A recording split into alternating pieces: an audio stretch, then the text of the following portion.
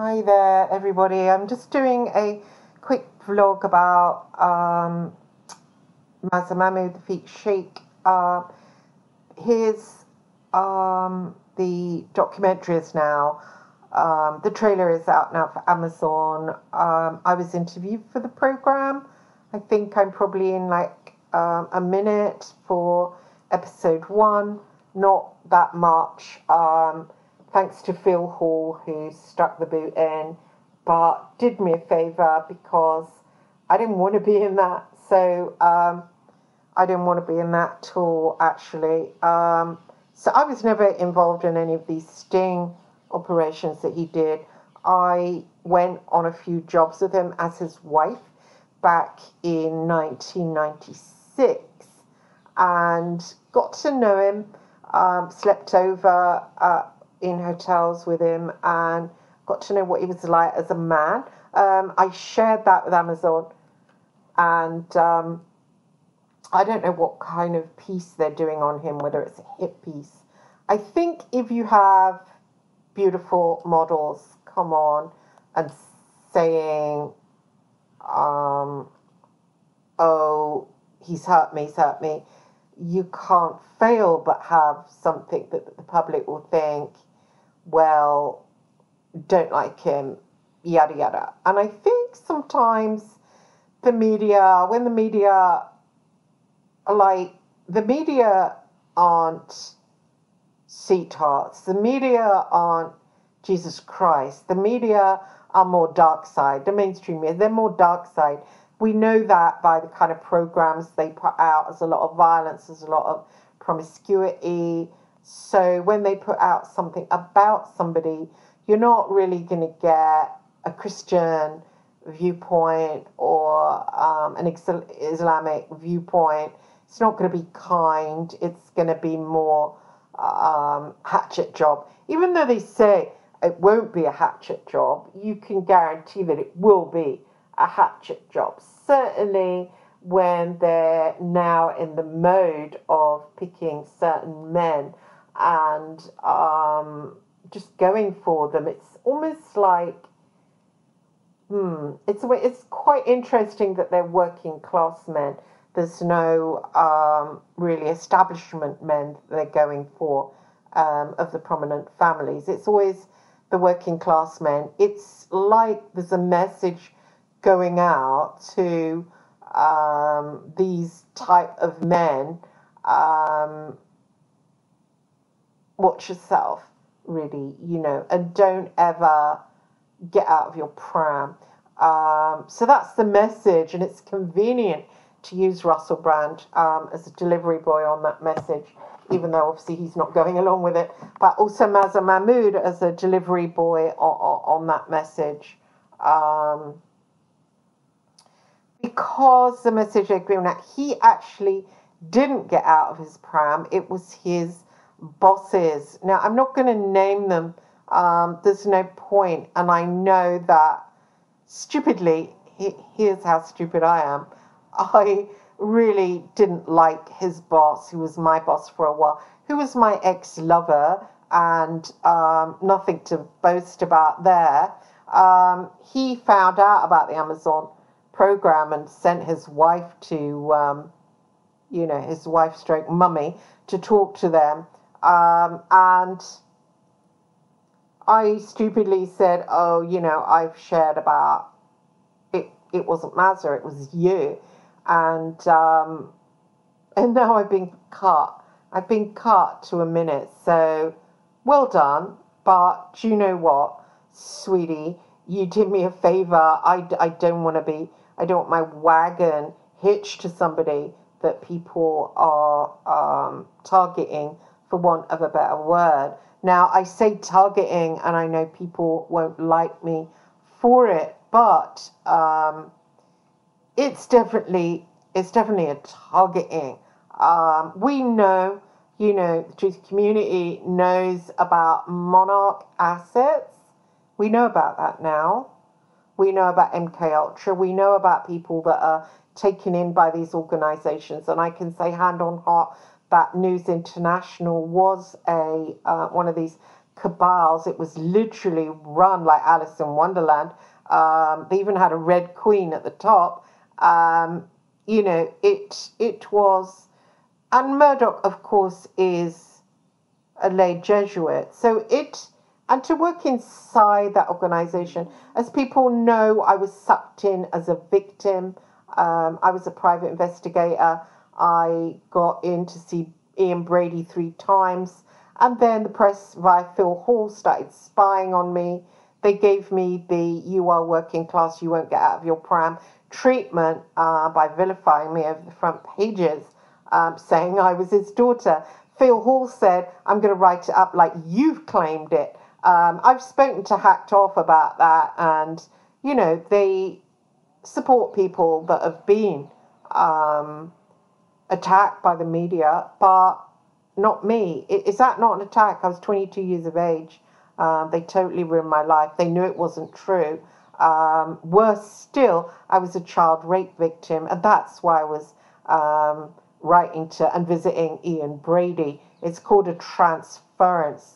And they traumatized me, and they totally ruined my life. If that doesn't deserve a payout, when Sienna Miller, they put me in the paper when I was pregnant, does deserve a payout, I don't know what the fuck is going on. But Hacked Off are very selective.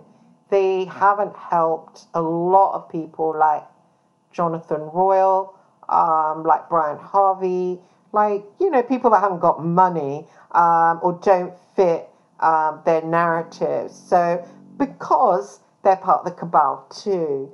So this is what's going on.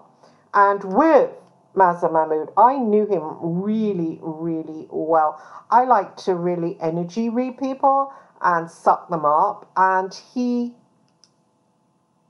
was quite enigmatic. He's really like Caterpillar in or even the Mad Hatter in the Alice story. He's a lone wolf. He doesn't really let anybody in. It's interesting that people will be talking about him because he's quite enigmatic.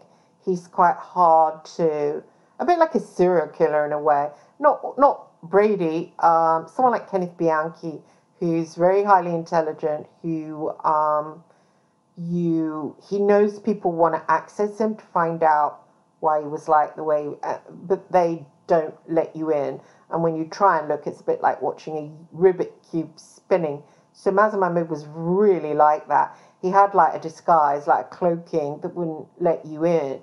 And so that tells me even more that he was an asset, just a monarch asset. And if you don't know what that is, just Google it, look it up. So specifically, he had a shattered persona, and he had a little boy persona. Most of the time, that was his front altar. Most of the time, he was in that little boy persona, and he could be really bossed about. I told him off one time about something. I just lost my temper, and he crumbled in front of me. So he wasn't like this high dominance individual like Amazon are trying to make out. No, nothing against Amazon at all, you know, but he's not like that. It's literally untrue. No offense against them. I'm just saying that it goes against what I've written about him in my book, The Private Investigator's Phantom Twin, which you can read. You can get it on Amazon. But I understand how they might think, oh, he's this really high dominance individual. He worked alone. He went choosing Sven, choosing Sarah Ferguson, yada, yada, yada. But this isn't the reality. This isn't the reality. People were chosen.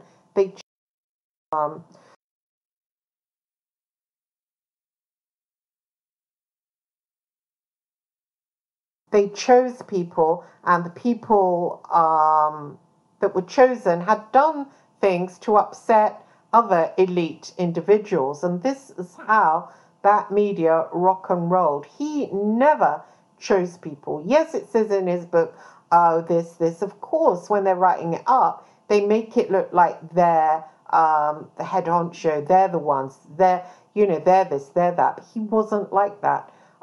His fake Sheik persona was an alter personality. That is why so many people were foiled by it, because it wasn't somebody putting on an act, like sadly Amazon are making out. No disrespect to them. It's an alter. Now, people outside the truth community don't know about what an alter is. They don't know about monarch assets. They don't know about the cabal. They don't know about the chessboard. They don't know about organizations like that. Now, News International isn't just, media. BBC isn't just media. They are literally like our control mechanisms, okay? And they're in place to control us, yeah? And they tell us what they want we sheep to believe. But they are also part of the control system. And they have their slaves, understand? Murdoch literally has an army of slaves that do his bidding. Now, these slaves are known as monarch slaves. And I know people like Jordan, gosh, I can't remember his second name, have tried to write movies about this. Nobody's really done anything about it. I'm probably the first one. I know people quote Stranger Things, but I mean, I tried to watch it. It was a load of kids on bikes. I couldn't get my head around it. So I had to turn it off. But I've written in my book, The Private Investigator's Phantom Twin, about monarchs, about what it's like to be a monarch from the inside. You could read that book and not believe in monarchs and still be entertained by it, but you can see how the altar that has been perfected into targeting people. For me, it was the real IRA.